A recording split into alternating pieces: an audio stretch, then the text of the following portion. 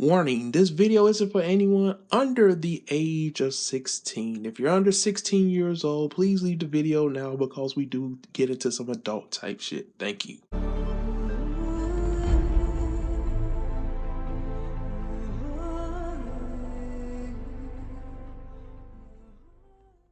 Hello. What's up, ladies and gentlemen? This is your boy CharlesISanimeWorld, and welcome to my review of UNDEAD UNLUCK Chapter 17. Last week's chapter was the best chapter in the series so far, in my opinion, just my opinion. You guys really showed out last week. Thank you guys so much for all the views, all the new subscribers, everything about that. I was surprised to see so many people are now reading UNDEAD UNLUCK, and that made me really happy. So let's talk about this week's chapter of UNDEAD UNLUCK. Let me slow it down a little bit because I'm a little excited because this was a good chapter. So basically, this whole chapter is Andy versus the Union, or whoever is taking over Andy's mind, or who the true Andy, or whatever the hell. But we're just gonna say Andy to keep it everything, simple. So let's talk about the scientists who studied Andy's body, because we know that Andy was captured in the past. Gina explained all of that, how he was captured in the past, and the scientists who experimented on his body and found everything that he could find out about Andy's body. We finally see him. Okay, now this was the funny part to me in the entire chapter. He has these orbs, and it looks like he actually sits on one or stands on one, or one helps levitate him, and he used these orbs to split Andy in half. Now, that was okay, but the funny part was not only did he split Andy in half, but if you go back and look, he actually split the text bubble in half as well. And that was hilarious to me. Also, here's another added effect to those orbs.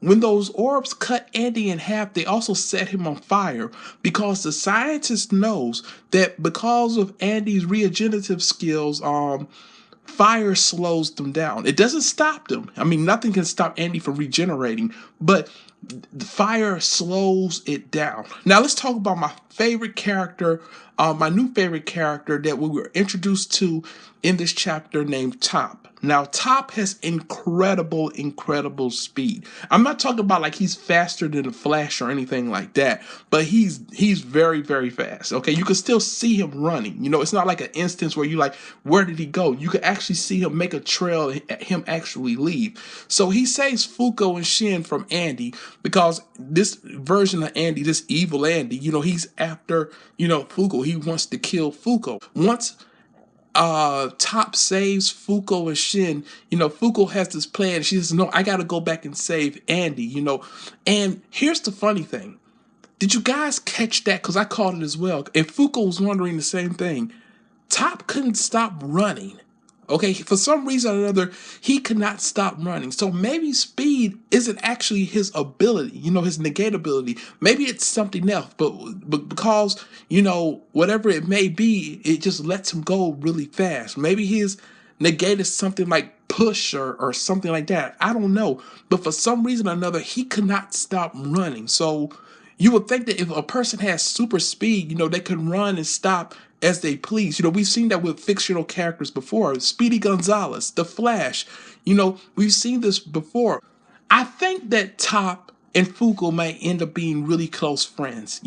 Like, I know a lot of people are leaning and said, okay, Fuko and Sheen was going to be really good friends, but I think Top and Fuko will be much better friends, because I think that they're closer in age, with Top just being 15 and Fuko 18. I think that they're going to end up being really good friends.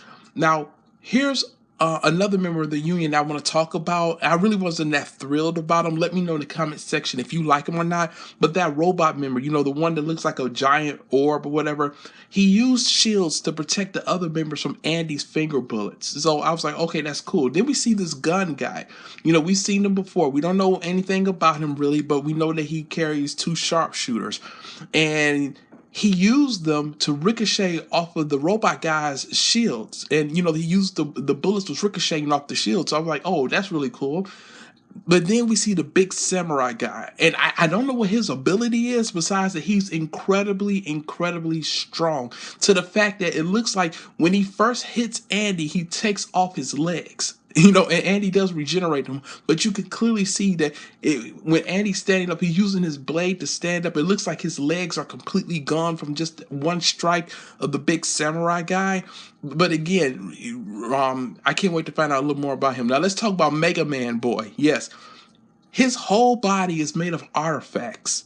Whole body basically is made out of artifacts. So you know he has an incredible backstory, and you know he's going to be strong as well. And the reason I say Mega Man, because obviously it looks like when he fires off energy blasts, he looks a lot like Mega Man until we find out his full name. And then we gotta talk about the boss. The boss, you know, she has a flame sword. Now I'm not gonna lie to you guys. At first glance, when I first saw her, I didn't know that was a her. I just thought that was a guy with long hair. But if you look closely, you know, you can see the boobs, you can see the tits. So, you know, that's definitely a female, and she has a fire sword. So I'm like, oh, okay. Now, Fuko decides I'm going back to help Andy, and Sheen says you better take her top because nothing's going to stop her. They get back to Andy while Andy is fighting, you know, all the members of the union because he's made these little finger clones of himself as, you know, with just half torsos. So he's fighting all these members of the union. So with the help of Top, Fuko actually pulls up her top and wraps it around Andy's head because she has a plan. And Top said, do you really think this is going to work? And basically that's what ends the chapter. All in all, listen, this was a good chapter. This was a really, really good chapter. Most chapters like this, it's not really a lot to talk about because it's so action oriented. You know, fight scenes, you know, people getting cut, you know, in half, burnt, you know. And when you're dealing with someone that can regenerate, you know, it makes things a lot more tricky. So all in all, good chapter of Undead Unluck, chapter 17. Can't wait to see what happens next week.